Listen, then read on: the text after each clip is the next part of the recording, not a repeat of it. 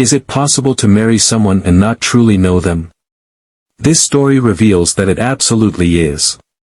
Today's case delves into love, loss, and the extraordinary lengths some people go to conceal their lies. Neil Entwistle was born on September 18, 1978, in England. Raised in a working-class family, Neil grew up alongside his brother. Their father worked in a mine and served as a local politician, while their mother managed the home and worked part-time as a school cook to help support the family. Despite these humble beginnings, Neil excelled academically. He achieved outstanding results and became the first in his family to pursue higher education, which filled him with pride but also a deep desire to climb the social ladder. Neil attended the University of York, where he studied electronic engineering combined with business management. It was there, in 1999, that he met Rachel, a student from the United States who had come to York on a study abroad program. Rachel had a unique and inspiring story of her own. She grew up in a blended family after losing her father at a young age and embraced life with enthusiasm. Rachel had a passion for sports and academics. She excelled on her high school track and field team, was a talented swimmer training to be a lifeguard, and even dreamed of becoming a lawyer. Eventually, Rachel chose to study English literature, a decision that brought her to York and into Neil's life. The two bonded over a shared love of sports and joined the university's rowing team. Rachel's skill and determination were so impressive that she earned a spot on the men's team, a rare and notable achievement. Her vibrant personality and infectious energy made her a favorite among her teammates. Neil, on the other hand, was quieter and more reserved, but he found Rachel's spirited nature captivating. Despite their differences, the two quickly became inseparable. Neil was serious about the relationship from the start. He often introduced Rachel as the woman he planned to spend the rest of his life with. Rachel, equally smitten, adored Neil's politeness, thoughtfulness, and unwavering commitment to her. He always kept his promises, opened doors for her, and made her feel cherished. But as time passed, their idyllic romance faced its first challenge. In the summer of 2000, Rachel's exchange program ended, and she had to return to America to complete her studies. The separation was difficult, but it only strengthened their bond. Rachel confessed to her friends that she believed she had found the love of her life. Determined to reunite, she made it her mission to return to Neil as soon as she could. By 2001, Rachel had moved back to the UK, where she and Neil started a new chapter together. They rented an apartment in Birmingham, with Rachel taking on a job as an English teacher and Neil beginning his career in a company connected to the British Army's Research and Development Division. They appeared to be building a future filled with love, ambition, and promise. If you're passionate about uncovering stories that captivate, inspire, and educate, make sure to subscribe to our channel today.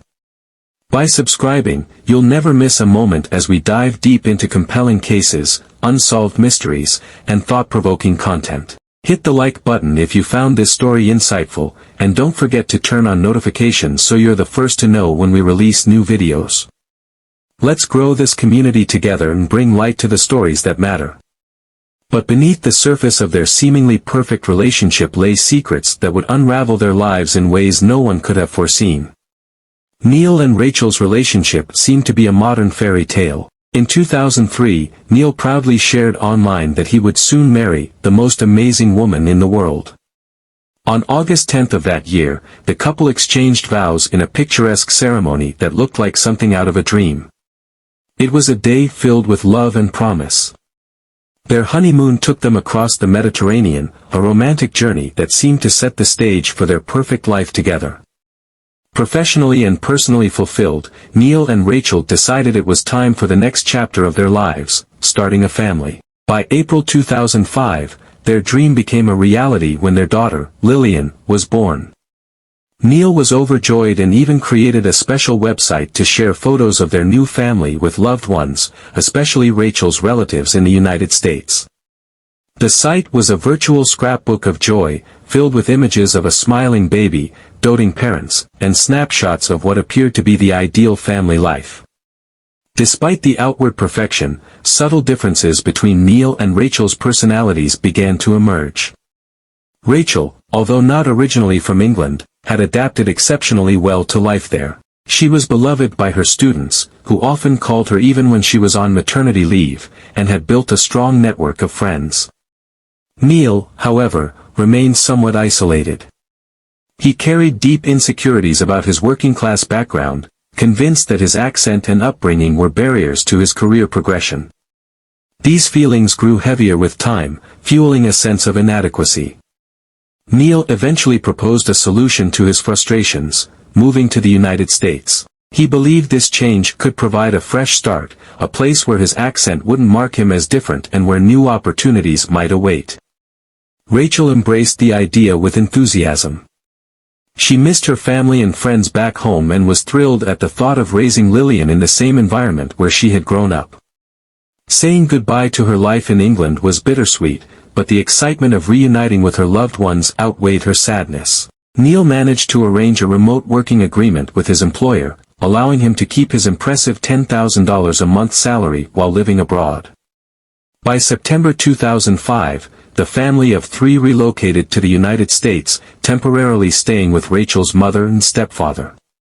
The grandparents were overjoyed to have Rachel and their granddaughter close by, doting on Lillian with boundless affection. Rachel's stepfather, Joe, in particular, formed a heartwarming bond with the little girl, despite his rugged exterior. A tall, burly man with a stern expression, Joe was an avid gun enthusiast, but his softer side shone whenever he interacted with his granddaughter. At first, the transition seemed seamless. Rachel was delighted to be back home, reconnecting with her roots and watching her family bask in the joy of having Lillian around. Neil, however, faced a different reality.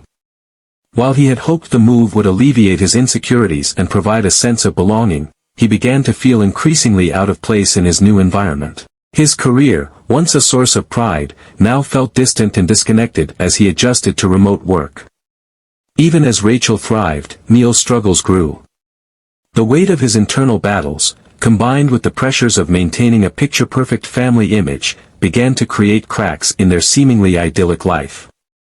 The question lingered: how well did Neil and Rachel truly know each other, and what secrets were waiting to surface? Been any reports of it in the vicinity?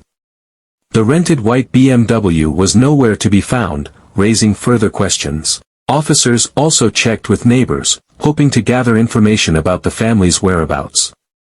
None of the neighbors had seen or heard anything unusual that day. The lack of immediate answers left everyone uneasy. The following morning, January 22, 2006, police widened their search efforts. They contacted local hospitals, towing companies, and Rachel's employer, but no new leads surfaced. Concerned family and friends began organizing searches, distributing flyers, and calling people who might have seen Rachel, Neil, or baby Lillian. Rachel's mother, devastated, pleaded with authorities to treat the case with urgency. She was insistent that her daughter wouldn't have simply vanished without notifying anyone. Meanwhile, officers revisited the home with a forensic team to conduct a more thorough examination. This time, they uncovered several puzzling details. On closer inspection, they found faint traces of blood in the bathroom near the tub. In the kitchen, a faint smear of blood was found near the sink, as if someone had tried to clean it up hastily. However, no signs of a struggle or forced entry were evident. These findings, coupled with the disappearance of the family, raised serious concerns. Later that day, an important break came when the white BMW was spotted abandoned in a nearby wooded area by a hiker. Police quickly arrived at the scene. The car was locked, and its exterior appeared undamaged. Inside, however, they found Rachel's purse and Neil's work laptop. What was most chilling was that Lillian's car seat was still strapped in, but there was no sign of the baby. Officers processed the vehicle for fingerprints and other evidence but found no immediate clues as to what had happened. By this point, the case had garnered significant media attention. News outlets reported on the mysterious disappearance of the family, emphasizing the loving and seemingly normal life they had shared. Interviews with neighbors and friends painted a picture of a couple who adored their daughter and had no apparent reason to flee or harm one another. The story captivated the public, but it also added pressure on the authorities to find answers.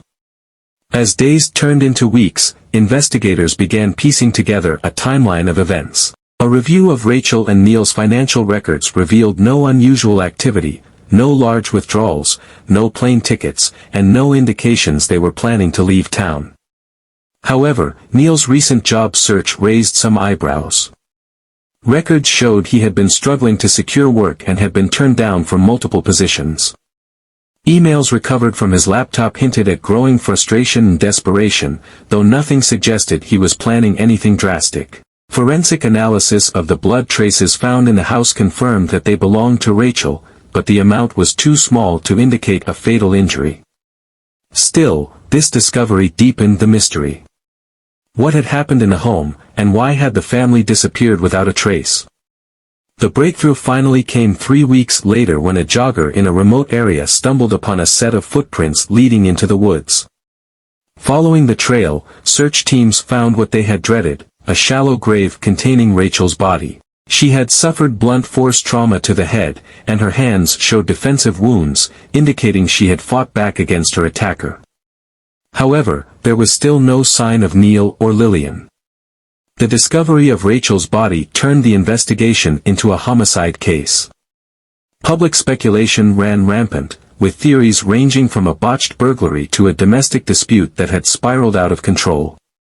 Friends of the couple were interviewed extensively, and a picture of growing tension in Neil and Rachel's marriage began to emerge. While Rachel appeared content and thriving, Neil's feelings of inadequacy and isolation had reportedly worsened in recent months. As the investigation pressed on, police worked tirelessly to locate Neil and Lillian. Surveillance footage from a gas station near the abandoned BMW eventually provided a critical lead.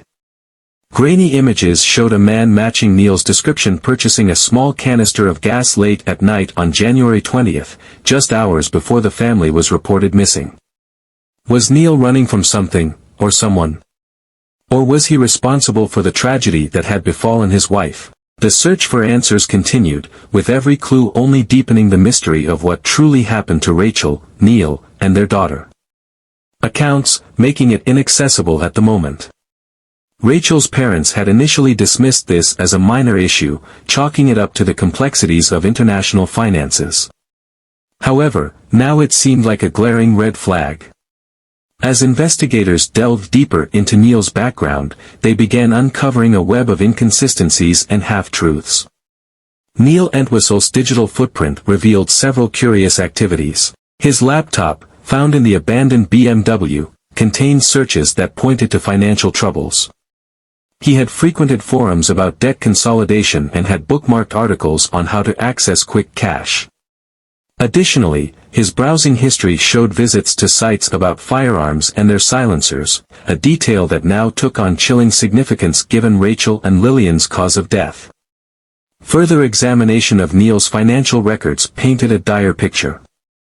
Despite his claims of wealth, his accounts were nearly depleted, and his credit cards were maxed out. Investigators also found evidence that he had taken out several small loans under aliases. This financial turmoil was at odds with the lavish image he tried to project, renting a high-end home and a luxury car while making promises to buy a permanent property.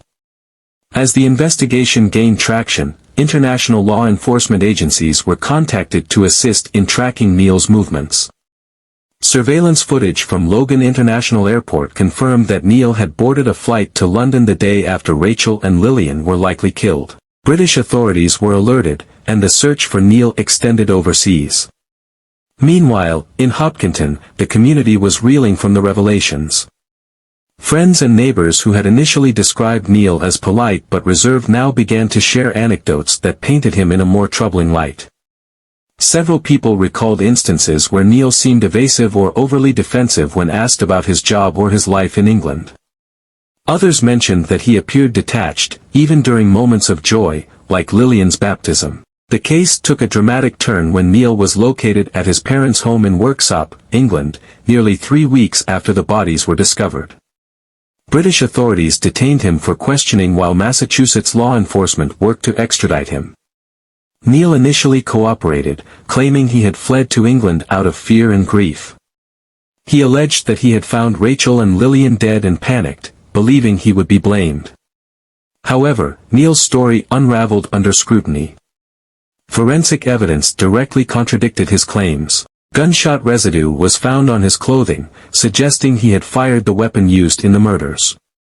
Additionally, the firearm, a small-caliber handgun registered to Rachel's stepfather, was missing from their home, and Neil had been the only person with access to it in the days leading up to the killings. When pressed about the inconsistencies, Neil shifted his story, suggesting that Rachel had been responsible for the tragedy. He claimed she had been depressed and that he had returned home to find her and Lillian dead in an apparent murder-suicide. However, this narrative was undermined by the evidence. The angle of the gunshot wounds, the absence of gunpowder burns on Rachel's hands, and the sheer improbability of her harming her daughter all pointed to Neil as the perpetrator. As the case made its way through the courts, the prosecution built a compelling argument that Neil's actions were premeditated. They theorized that his financial desperation, combined with mounting pressure to maintain the facade of a successful life, led him to commit the murders. The prosecution argued that Neil saw Rachel and Lillian as obstacles to his escape from his crumbling reality. The trial captivated audiences on both sides of the Atlantic, with every detail dissected in the media. Rachel's family provided emotional testimony about the devastating impact of her loss, while Neil's defense attempted to cast doubt on the forensic evidence.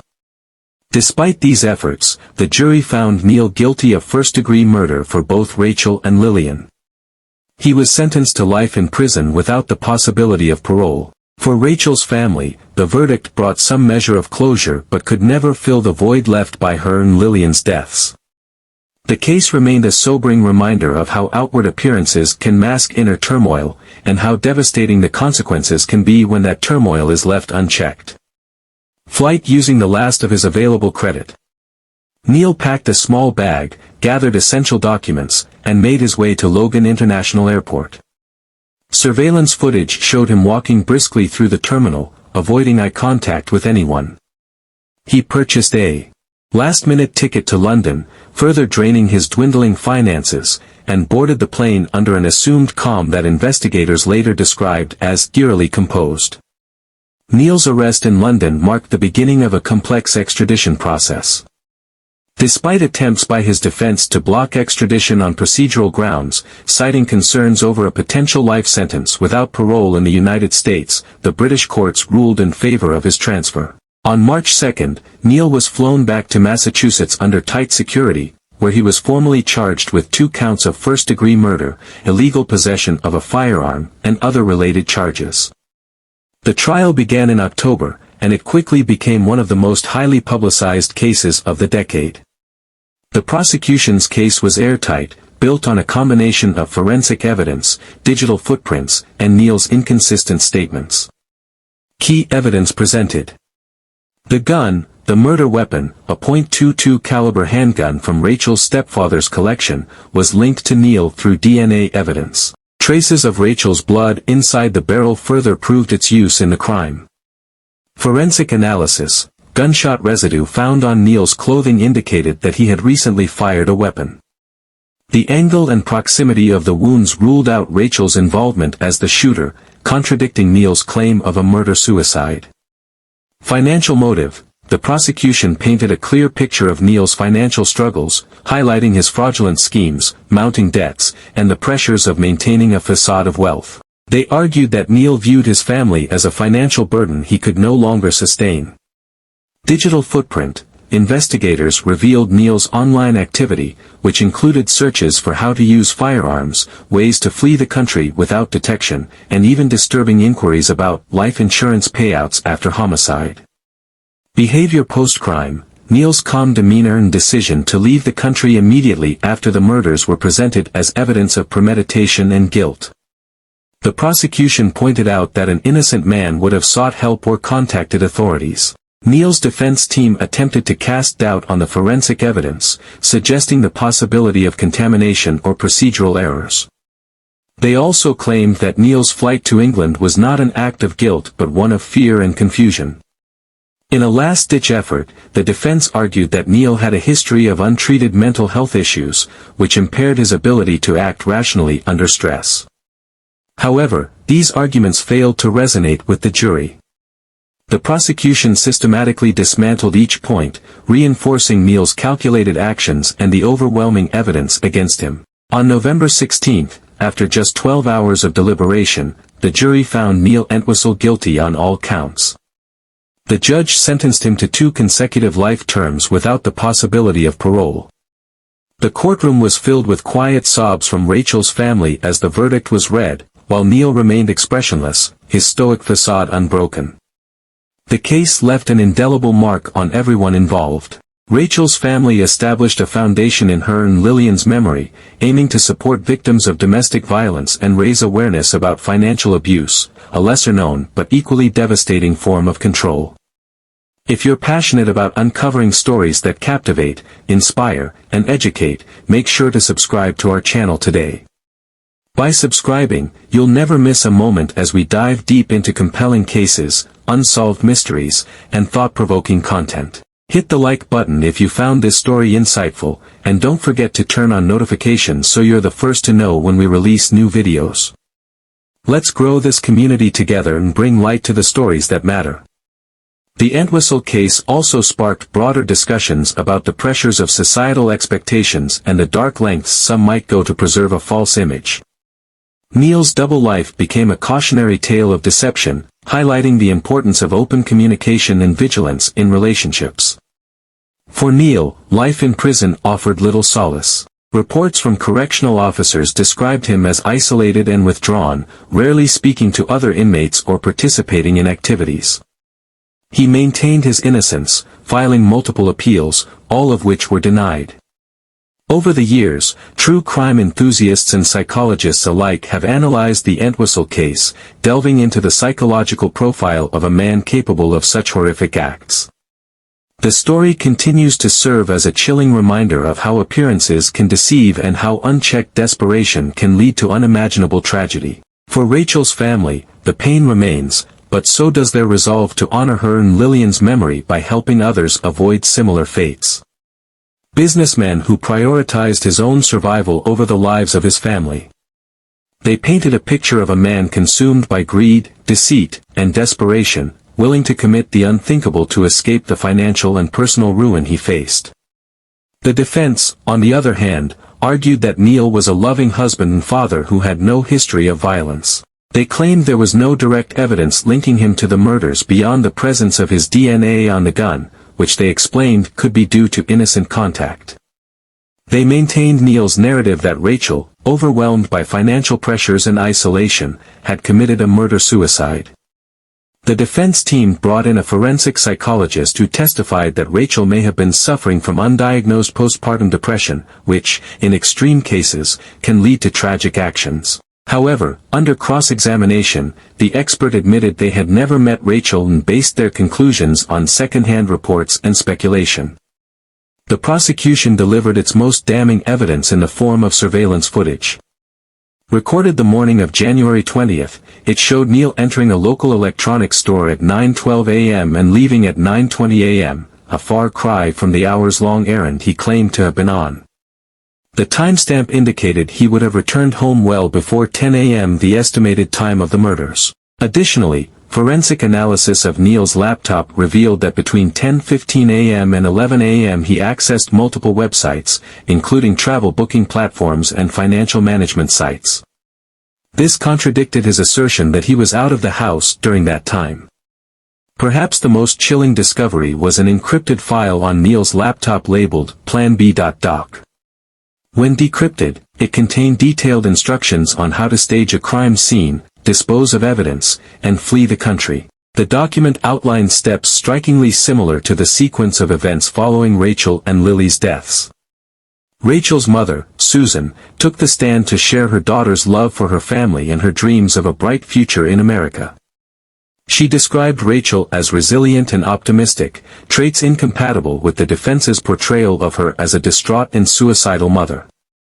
Susan also recounted her last conversation with Rachel the night before her death, during which Rachel had sounded excited about an upcoming family outing. Joe, Rachel's stepfather, shared his heartbreak upon discovering that his own gun had been used in the murders. He admitted to feeling a deep sense of guilt for unknowingly enabling Neil by not securing his firearms more diligently. The prosecution concluded by emphasizing Neil's pattern of lies, financial motives, and suspicious behavior. They argued that Neil saw his wife and daughter as obstacles to his freedom and a financial burden he could no longer bear. The defense maintained Neil's innocence, insisting the case was based on circumstantial evidence and conjecture. They implored the jury to consider the lack of eyewitnesses or concrete evidence directly placing the gun in Neil's hands at the time of the murders. After 4 days of deliberation, the jury returned a verdict of guilty on all counts. Neil was convicted of 2 counts of first-degree murder and sentenced to life imprisonment without the possibility of parole. The verdict provided some solace to Rachel's family, though the loss of their loved ones remained an unbearable weight. Susan and Joe became vocal advocates for stricter gun safety laws and mental health awareness, founding a non-profit organization in Rachel and Lily's memory. As for Neil, he maintained his innocence throughout the trial and subsequent appeals, none of which were successful. He remains incarcerated, his name synonymous with betrayal and tragedy.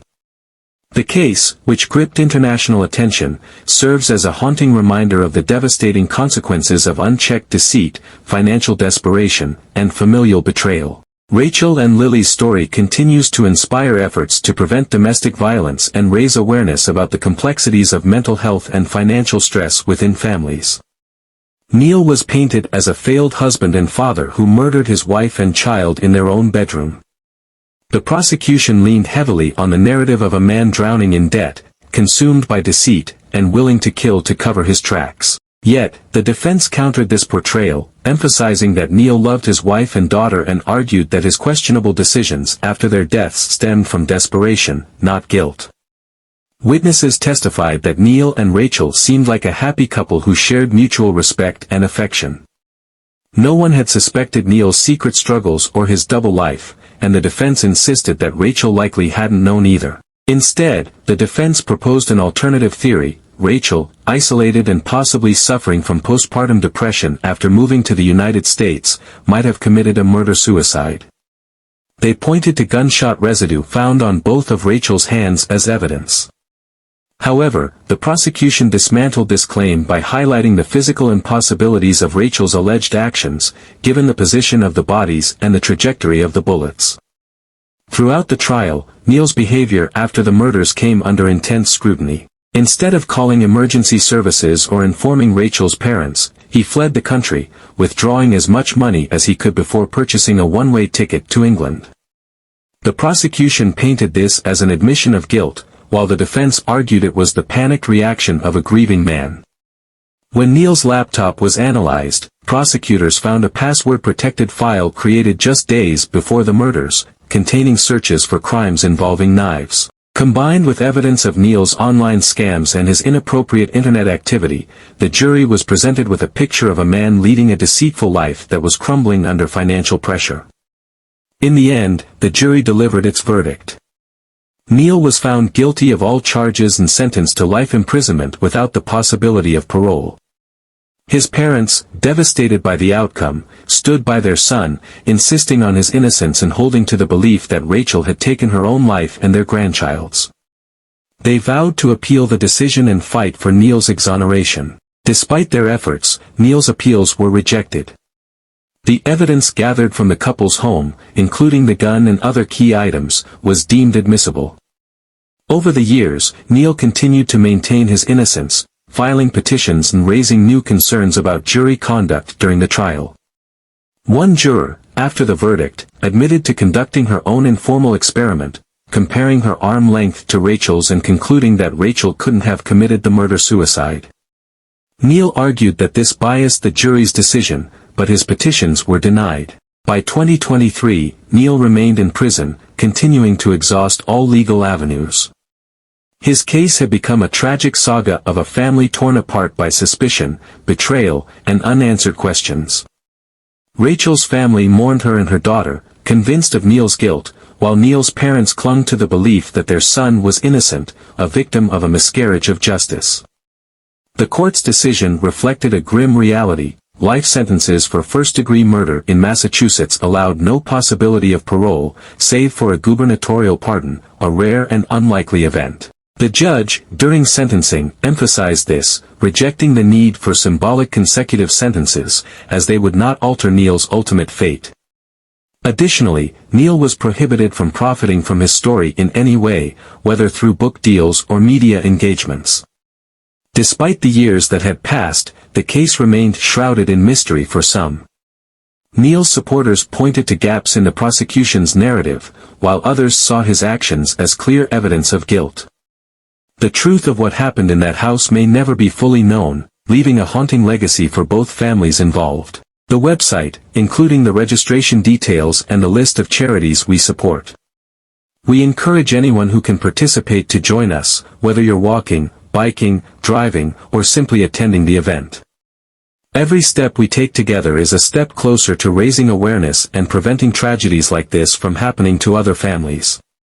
The Run for the Roses initiative was born out of the grief and determination of Rachel's family, who wanted to honor her memory and that of little Lillian Rose. Over the years, this annual event has gained traction, drawing participants from all over the state and beyond. It has become a gathering of not only remembrance but also a platform for survivors and advocates to share their stories and offer resources to those in need. The funds raised have been pivotal in supporting local shelters, providing counseling services, and educating communities about the warning signs of domestic violence and child abuse. These efforts have sparked conversations that often go unspoken, shining a light on issues that many victims endure in silence. As Rachel's family prepares for the upcoming event, they reflect on the legacy they hope to build. For them, the pain of losing Rachel and Lillian is immeasurable, but channeling that pain into meaningful action has brought some semblance of purpose to their loss.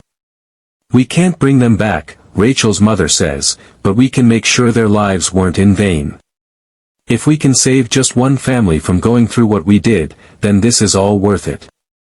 Despite the positivity surrounding the event, tensions remain high between Rachel's family and Neil's supporters. Neil's parents have publicly stated their belief in their son's innocence, insisting that Rachel was the one who committed the heinous acts. These accusations have further strained the already fractured relationship between the two families. Rachel's family has firmly denied these claims, pointing to the evidence in the verdict as validation of Neil's guilt. Meanwhile, Neil continues to serve his life sentence without the possibility of parole. From prison, he has written letters maintaining his innocence and accusing the legal system of failing him. His latest appeal, citing alleged jury misconduct and other procedural issues, was denied, leaving his supporters with dwindling options for recourse. They have started their own advocacy campaign, arguing for a review of the evidence and raising questions about the fairness of the trial. The division between those who believe Neil is guilty and those who insist he is innocent has also spilled over into the public sphere. Online forums and social media discussions often become battlegrounds for heated debates, with people analyzing every detail of the case and forming strong opinions based on the available evidence and media coverage. As the years pass, the tragedy continues to cast a long shadow over the lives of everyone involved. Rachel and Lillian's names are etched into the hearts of those who knew them, and their loss remains a painful reminder of how quickly life can change. For Rachel's family, the annual Run for the Roses is not just an event but a mission, a way to turn their grief into action and honor the memories of two lives taken too soon. The event organizers encourage attendees to not only participate but also educate themselves about the resources available for those affected by domestic violence and child abuse. "We want to spread the message that help is out there," says one of the event's coordinators. "No one should ever feel alone or trapped in their situation." Through the years, Rachel and Lillian's story has inspired countless individuals to take a stand against domestic violence and child abuse, reminding the world that even in the face of unimaginable loss, hope and change are possible. If you're passionate about uncovering stories that captivate, inspire, and educate, make sure to subscribe to our channel today. By subscribing, you'll never miss a moment as we dive deep into compelling cases, unsolved mysteries, and thought-provoking content. Hit the like button if you found this story insightful, and don't forget to turn on notifications so you're the first to know when we release new videos. Let's grow this community together and bring light to the stories that matter.